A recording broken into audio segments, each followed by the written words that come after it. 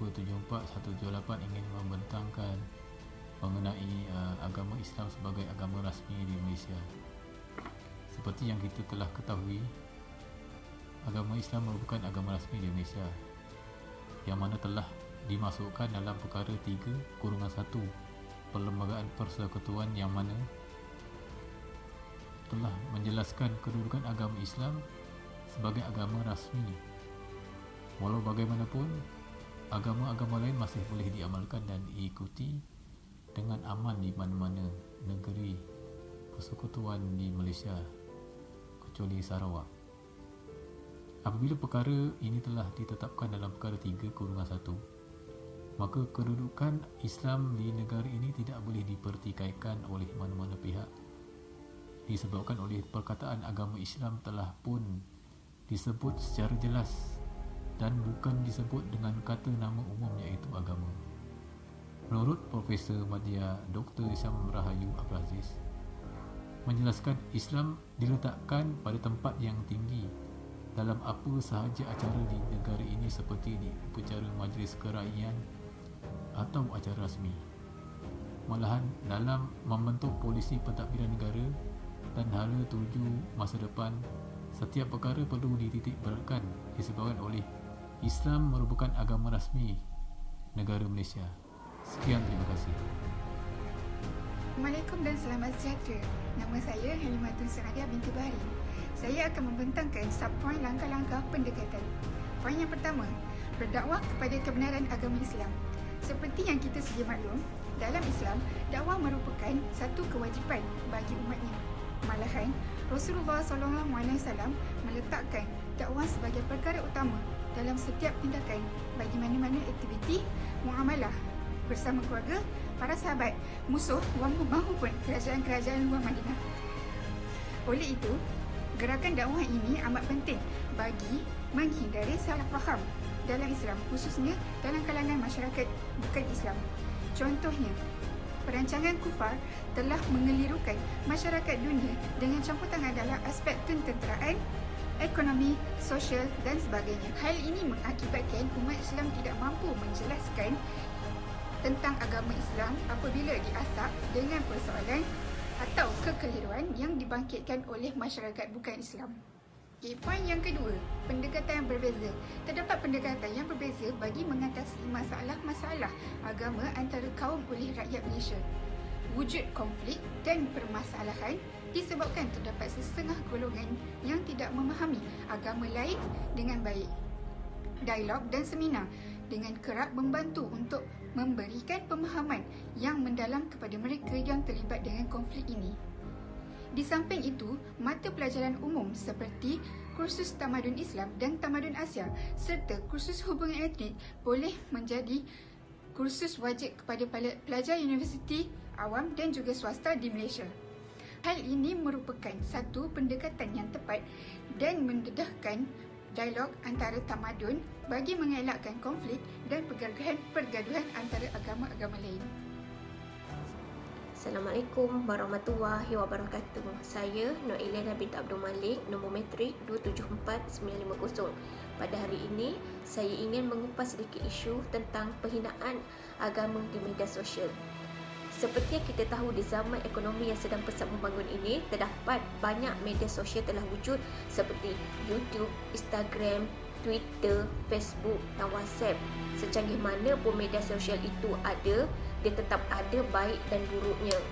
Malangnya, di zaman secanggih ini, ada segelintir di antara kita menggunakan media sosial ini sebagai platform untuk menabur fitnah, menghina agama dan mengganggu sensitiviti kaum lain. Dan secara langsungnya ini dikategorikan sebagai jenayah cyber dan tidak sepatutnya berlaku di Malaysia.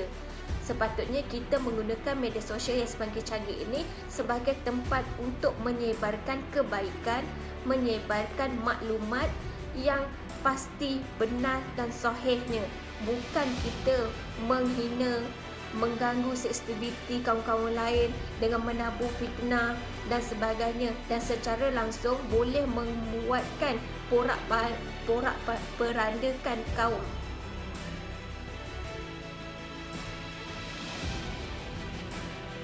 saya Yugindra, anak lelaki Maghribiran.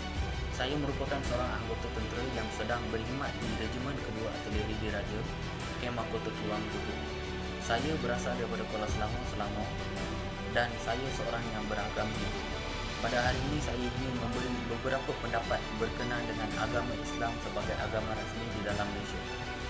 Ia sepatutnya menjadi agama rasmi disebabkan agama Islam merupakan golongan yang terbesar di dalam negara kita. Kedua, pendapat saya tentang isu Bumi Putera di Malaysia. Ia tidak menjadi isu di antara bukan Bumi Putera dan Bumi Putera.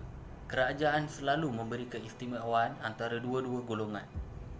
Ketiga, pendapat saya tentang penghinaan agama Islam di dalam media sosial. Tidak kira agama Islam, agama Hindu, agama Buddha. Pada masa terkini terdapat banyak penghinaan di dalam media sosial. Rakan-rakan kita, ibu bapa kita, guru-guru kita tidak pernah mengajar atau mengasut kita untuk membuat penghinaan tersebut di dalam media sosial. Ia satu perbuatan dan perlakuan yang negatif. Keempat, langkah-langkah kita untuk mengawal dan mengelakkan penghinaan agama-agama, dan kita perlu mengajar anak-anak kita, kawan-kawan kita yang saudara mara kita perlu mengajar dan mendedahkan supaya mereka tidak perlu diikut dengan perbuatan negatif itu. Kita sebagai rakyat Malaysia perlu menghormati agama lain dan agama sendiri kita. Hai. Hai. Selamat sejahtera. Saya Muhammad Syadam bin Razali dari pelajar UU Universiti Utara Malaysia. Saya ingin mengajukan beberapa soalan kepada anda. Bolehkah anda memperkenalkan diri? Hai, nama aku Lela. Aku asal Indonesia. Aku agama Kristian. Okey, terima kasih. Okey, hari ini saya nak tanya beberapa soalan. Boleh kah? Boleh ya. Okey. Yang pertama saya nak tahu apa pendapat sebelum tu saya nak tahu. Saya nak panggil kamu apa? Lela. Lela. Okey. Lela, apakah pandangan kamu yang kamu faham tentang agama? Tentang agama apa nih? Agama aku sendiri. Tak kisah agama kamu ke? Menurutku sih agama agak pribadi ya. Tapi yang kalau soal ajaran semua ajaran sih sama. Cuma kalau di ajaran agama kami mengajarkan itu kasih, saling mengasihi sama manusia lah, bukan karena seiman kita harus sayang gitu, enggak, ini semua sesama. Bagaimana pula kalau terhadap agama Islam? Bolehkah kamu terangkan? Selama ini sih aku lebih banyak ya berteman sama muslim. Dari aku sekolah juga temanku rata-rata muslim. Menurut aku sih sama aja sih. Sama aja? Sama-sama mengajarkan kebaikan. Bagaimana terhadap orang Islam dekat negara sini? Kan kamu Negara Malaysia. Negara Malaysia, ya. Iya. Sekarang ya aku lebih banyak kawan orang Melayu. Apalagi di tempat kerja ini rata-rata kawanku orang Melayu. Menurutku sama aja. Sikap dia macam mana? Baik. Tergantung di kita. Kalau kita baik, mereka baik gitu. Tergantung individunya. Ada yang sikap negatif ke, positif ke? Setiap orang sih beda-beda ya. Mungkin ya ada juga, tapi nggak terlalu, tapi ada.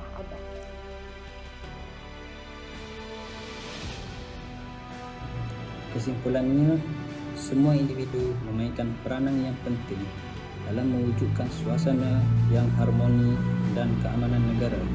Kerana itu adalah satu kewajipan kepada semua pihak. Setiap pemimpin harus bersepakat dalam merealisasikan perpaduan negara.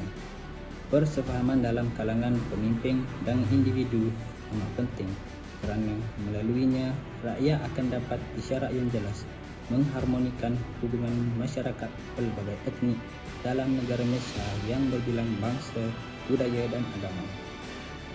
Tambahan lagi, ekoran berkenaan tentang nilaian dalam negara Malaysia itu perlu digarap dengan menjadikan agama Islam sebagai kayu ukur utama dalam mendukung agenda perpaduan patriotik dalam negara Malaysia. Selain daripada melihat sifat Islam berdasarkan rahmatan lil alamin, iaitu bermaksud rahmat seluruh alam, ciri-ciri agama Islam ini bersifat sejagat, iaitu penting, dalam memastikan umat Islam kekal berusaha dalam meneraju nilai yang baik. Sekian, terima kasih.